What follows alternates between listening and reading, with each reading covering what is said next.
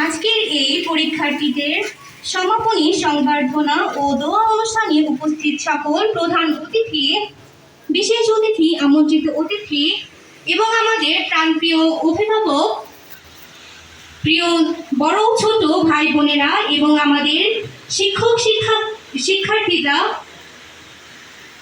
সবাইকে জানাই আন্তরিক মুবারকবাদের শুভেচ্ছা। আমি এখন আপনাদের মাঝে একটি কবিতা পাঠ করব। রৌদ্র উজ্জ্বল নক্ষত্র, রৌদ্র উজ্জ্বল পুদর্পণে কিসের এত ভয়, যেথায় আলপিত আছে হাজার কতিপয়। স্তব্ধ ঠাসা দেওয়াল করছে কলরব, বাধা আছে কোথা খুঁজত অপত্য সব। ঘুরছে সুখ তারা, আঁকড়ে ধরো চূড়ান্ত ভবিষ্যতের ধারা।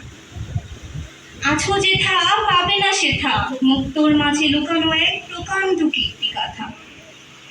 দিন ইসলাম হেফাজত কিংবা কি নেই বলো এই বিস্তৃত সভাসদ।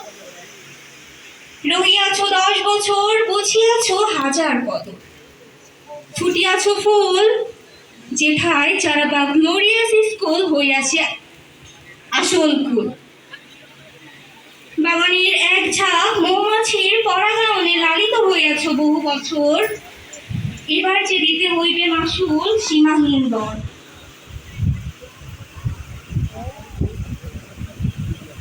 ফ্লুইড কলমে লিখো ভবিষ্যৎ, কালিফুরালে দেখো শিক্ষক, দরকার হলে দেখো ভাই বোন, প্রয়োজনে আছি মোরা পাশে সর্বক্ষণ।